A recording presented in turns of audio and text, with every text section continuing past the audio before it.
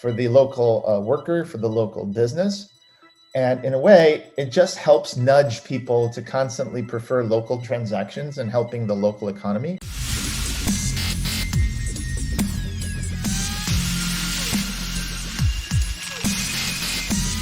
So here's how it would work. You've got a community and you'd like to do something for social impact in your community. So here's the roadmap for the community to roll out UBI. And of course, we're turning all of this into turnkey solutions that you could just, we want the application to take care of everything, whether you are a politician, an administrator, or a regular citizen. When you get the app, it should tell you exactly, okay, this is what's happening, and here's your money, or show you the statistics of how things are happening in your community. That's the vision of Intercoin. So let's kind of dive into what the roadmap would look like for a city. First thing you would want to do is issue your own currency. And of course, that currency must be scalable so people can actually use it in real life. So that means at the moment that either it's not on the Ethereum mainnet, okay? So it's something, there's so many projects now launching. There's Cardano, there's Polkadot, there's Tron, there's XDAI chain and Binance chain and all these things. They're all compatible with the Ethereum EVM. So obviously the EVM is the largest compilation target for all of these smart contracts. All developers target this virtual machine. And the nice thing is every other project, whatever their underlying technology and consensus, will support, or at least is moving to support that EVM. So we build it once, and then we just bridge to these things. So you might buy the tokens on EVM, on the Ethereum mainnet, something like you might want to buy DAI tokens, DAI, tagged to the dollar, and then you bridge it to an actually different virtual machine, a different chain, where things are much cheaper, faster, and all your transactions are done there. And when you're ready to cash out, you go back to, you move your tokens back to the Ethereum. So you issue your own currency, and it has to be something that is running on a chain that's fast. Okay, the next thing is you get your merchants to accept the currency, right? So you know how WeChat is accepted by 1 million merchants in China? That's not an accident. That's also because the Chinese government was helping WeChat in many different ways to make sure there's adoption. At the same time, you don't always need the government to do that. Facebook started in colleges and people just started using it. But here it's sort of a mix between, we're not talking about the state government here, but we are talking about the city government. So the city government can approach each of the individual businesses and give them special reasons to accept the currency. And of course, if you don't accept the currency, then your competitors might accept the currency, and then people will go to your competitors. Okay, so that's another voluntarist reason for why a business might want to accept something. If you're giving out a UBI and people are winding up with this money, right, and you can cash it out, because the third step is, so the second step involves cashing out 90 cents on the dollar. Okay, so I want to play you this video. This is Berkshares, Connecticut, Berkshares ABC. All right, so this is one of the videos on our website. What it talks about, it's going to talk about how a town. You can see this is an old video. People do this with paper money, but watch what they're doing and look at the consequences. I'll play this for about 1 minute. From us tonight, we're going to take you to a town where they are quite literally minting their own money. This might sound like some sort of criminal scheme, but it's actually a perfectly legal tactic in one small community's battle against the big forces of globalization. From southern Berkshire County, Massachusetts, ABC's Stephanie Tsai has this report on the American landscape. Susan Witt prints her own money. I mean, this is really high quality paper. But she's no counterfeiter. These are Berkshares, the local currency she developed for Southern Berkshire, Massachusetts. It's a tool to help local businesses compete against the growing number of chain stores. On the 20-unit note is Herman Melville. The notes celebrate homegrown heroes and the beauty of the local landscape. $835,000 worth of Berkshares were printed. They're as good as greenbacks in more than 200 shops. Notice the network effect. They're only good in the county because these shops decided to accept that currency. This will become important as you see in the video. So here's how it works. I go to the bank, I lay down $90, and I get 100 Berkshares back. Find a participating store, pay for your local chocolate and local bread using Berkshares. You save 10% and help the local economy in the process. You notice that 10%, right? So the business takes Berkshares the same as it would take dollars, but you get 10% more Berkshares for your money. So essentially Berkshares represent for the consumer a 10% discount on everything in the town, right? Guido's has already taken in 100,000 Berkshares. I've seen faces more frequently, which is great. And I would hope to say that it was because of Berkshares that made that happen. The brothers who co-own Guido's say the 10% hit they take when they convert Berkshares back to dollars is worth it because it sets the store apart from the big box supermarket across the street, which doesn't take Berkshares. In fact, none of the chain stores agreed to participate. Almost everywhere I go, the stores use Berkshares, and I do certainly have a warmer feeling for them when they do that.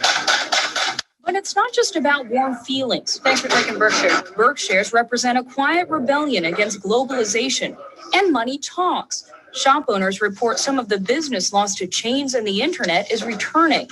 I have seen a reasonable increase in traffic, particularly by people who are dedicated to the Berkshares idea. And the town has even bigger hopes. Like many communities that have lost their manufacturing base, young people here are often forced to find work elsewhere. Berkshire's goal is to one day provide loans to encourage startups right here at home. This is also based on local trust. And the local trust is something that's embedded in each person and in each exchange. It isn't something that you can look on a credit report for. In a way, it's social currency. And in this town, you can take that to the bank. Stephanie Tsai, ABC News, Southern Berkshire, Massachusetts. So basically what did we see here, right? We saw a town issuing their own currency, getting their merchants to accept it, and get 90 cents on the dollar. And so the thing is, these merchants do it because if they don't, then their competitors might do it. But also notice that the large stores, the franchises, do not take Berkshares. Now, why is that? First of all, they're going to want to, let's skip to this one. Since local currency holders take a 10% hit every time they cash out, everyone's motivated to push others to accept this currency. Okay, that's a huge thing. Like think about PayPal, even Bitcoin. Once you have it, it's inconvenient to cash out, right? And maybe you take a hit every time you're selling back to dollars or euros and then cashing out and waiting for the bank, right? So you tell your friends, hey, why don't you accept Bitcoins? Why don't you accept PayPal, right? And so you kind of start to leave that balance inside this new currency. You can think of PayPal as a currency inside, the PayPal servers. So basically what happens is this 10% hit is actually making it more viral because in the community, everyone's trying to push everyone else to accept it. So how are they going to accept it is merchants are motivated to hire and keep local employees, okay, who accept some or all of their currency in the town's local currency. And again, if you don't accept it, but your competitor, another employee is willing to work for that, right? And guess what? They're more likely to be retained and hired. Even with Intercoin itself, right? If developers accept Intercoin, and we have control over, essentially we printed, or I should say we issued a lot of the Intercoins, right? It's only once. Once we sell it, obviously we don't have it anymore. But the point is that it represents a way we favor the developers who will take Intercoin. And similarly here. So in a way, having your own currency constantly selects in every transaction for the local worker, for the local business. And in a way, it just helps nudge people to constantly prefer local transactions and helping the local economy over paying, eBay and Amazon and Binance and all that kind of stuff. So that's what the whole thing is about. Now, you could also sell the currency at a discount. Like I said, you could airdrop it around the country. You can sell it at a 5% discount. So it's 5% off everything in the town. So maybe you, the issuer, takes a 5% hit, but then the merchants take a 10% hit when they cash out. So it's sustainable. So you even make a 5% profit. That 5% profit can be used to, for example, do on public infrastructure or take care of your homeless or whatever you want to do. That's just one example. Oh, okay. So the UBI, so Voluntary UBI Fund.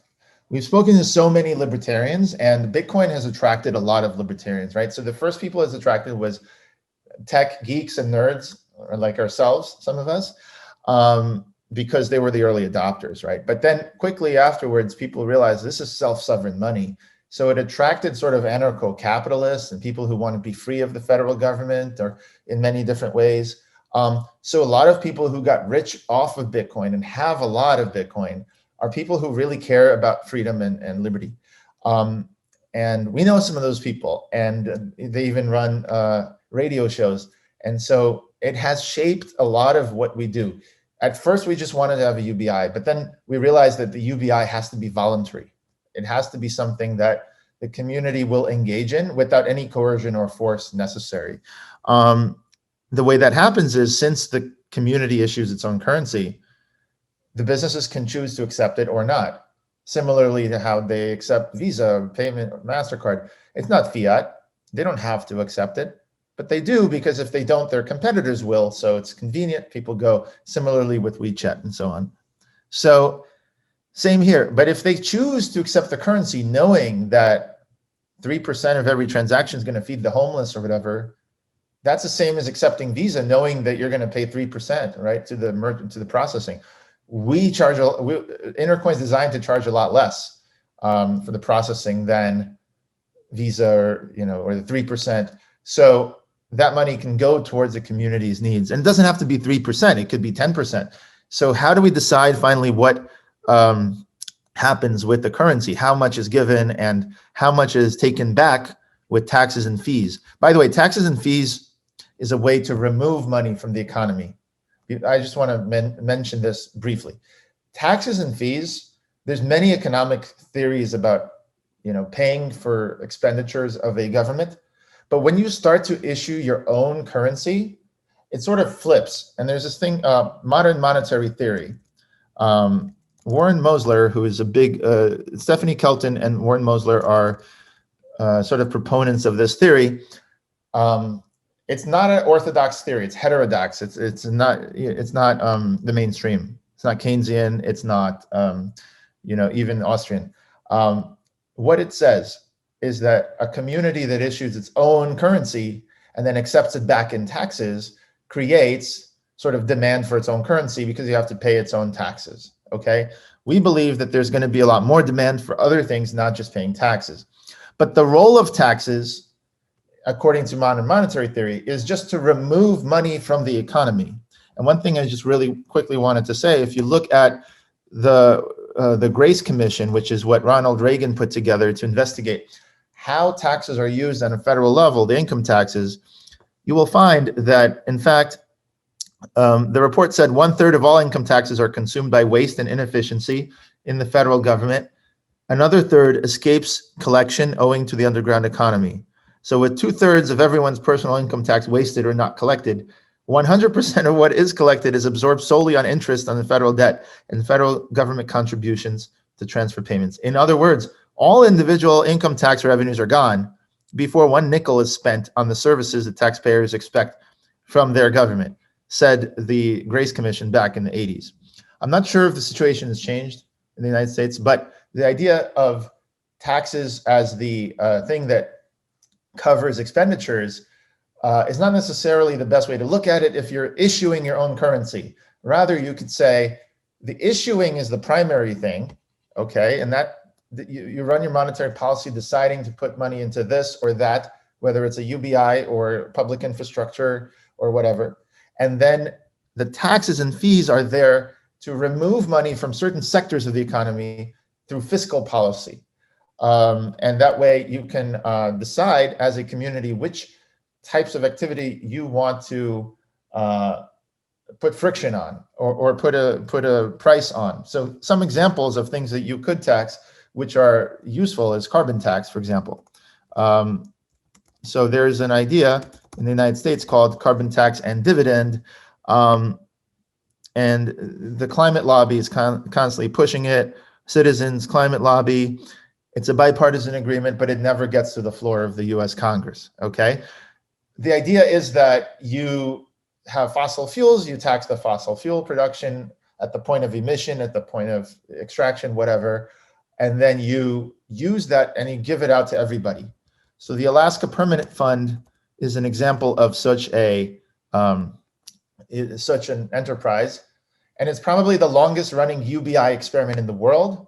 The Alaska Permanent Fund has been giving out UBI for 40 years to every Alaskan citizen, equal amounts. And it's quite a conservative idea in their mind because they're saying, who would rather have the money, the government or the people, right? So they give it back to the people. By contrast, when you had, for example, the Yellow Vest riots, which I'm sure you've heard about the Yellow Vest protests, why did people protest? It seems that, the carbon tax is supposed to help the environment.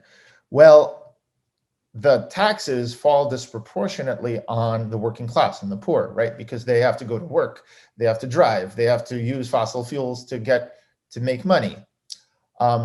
So if, on the other hand, all these people were getting a universal basic income that's funded by these revenues, they might be completely different. They might actually welcome more taxes because that would mean more UBI for them. So the idea is basically that the UBI is not just a way to help people, poor people, or to end food insecurity, but it's a way to align public sentiment and public incentives with certain things that otherwise it would be really, really hard to fix. Like, for example, factory farms. Factory farming is just a way that the market selects for in Europe, I think it's mostly outlawed, although you could say that it's imported from Eastern Europe. But the idea is that factory farming is keeping animals in very confined conditions to save on money, right? Because under capitalism, if you're not the product, if you're not the customer, you're the product in a way. So animals are definitely the product, they're not the customer. So their interests can only be secured if there is some sort of community effort to do so. And again, these taxes and these costs that are currently externalized to the animals, or carbon taxes or pollution with plastic, non-biodegradable plastic, and all these other things can be taxed and remove money from the economy that way.